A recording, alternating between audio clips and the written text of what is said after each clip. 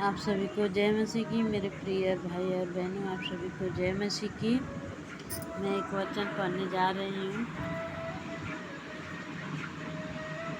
हे परमेश्वर, तू जिनकी मैं स्तुति करता हूँ, चुप न रह, क्योंकि दुष्ट और कपटी मनुष्यों में ने मेरे विरुद्ध मुँह खोला। वे मेरे विषय में झूठ बोलते हैं। उन्होंने बैर के वचनों में मुझे चारों ओर घेर लिया है और व्यर्थ मुझसे लड़ते हैं। मेरे प्रेम के बदले में वे मेरा विरोध करते हैं, परंतु मैं तो प्रार्थना के लीन रहता हूँ। उन्होंने भलाई के बदले में मुझसे बुराई की और मेरे प्रेम के बदले मुझसे बैर किया। तू उनको किसी दुष्ट के अधिकार में रख और कोई विरोध उनकी दाहिनी ओर खड़ा रहे। जब वह उसका न्याय किया जाए, तब वह दोषी निकले और उनकी प्रार्थना पाप गिनी जाए। उनके दिन थोड़े हो और उनके पद को दूसरे ले, उनके बच्चे अनाथ हो जाएं। आमीन। और उनकी स्त्री विधवा हो जाए और उनके लड़के मारे मारे फिरे और भीख मांगे। आमीन।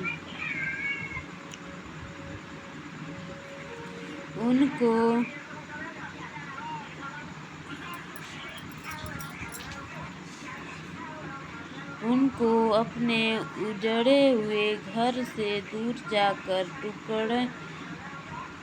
टुकड़े मांगना पड़े। महाजन फंदा लगाकर उनका सर्वस्व ले ले और परदेशी उनकी कमाई को लूट ले। कोई न हो जो उस पर करुणा करता रहे और उनके अनाथ बालकों पर कोई अनुग्रह न करे।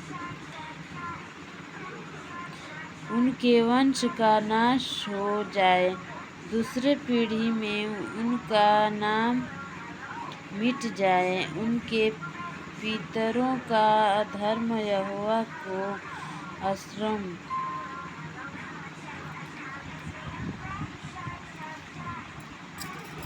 और उनकी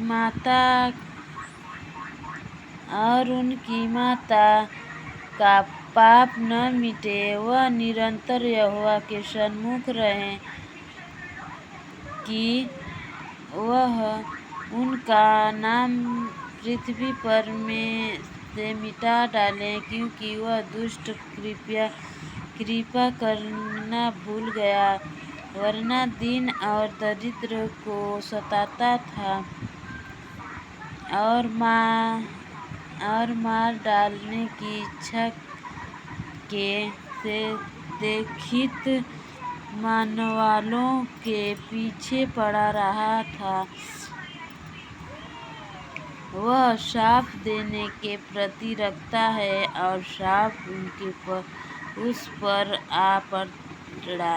वह आशीर्वाद देने के सब प्रसन्न होता था, इसीलिए आशीर्वाद उससे दूर रहा। वह शाप देना वस्त्र के समाज पहना था और वह उनके पेट में जल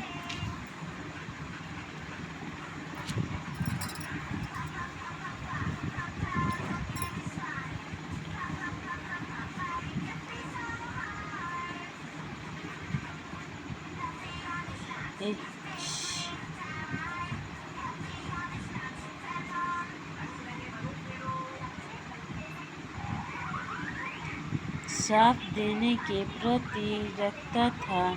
सांप उस पर आ खड़ा। वह आशीर्वाद देने के प्रसन्न होता था, इसीलिए आशीर्वाद उससे दूर रहा। वह शाप देना वस्त्र से सामान पहनता था और वह उसके पेट में जल के सामान और उनकी हड्डियों में तेल के समान समा गया। वह उनके लिए ओढ़ने का काम दे और फेंटे के सामान उसकी कटी में नित्य कसा रहे। आमीन।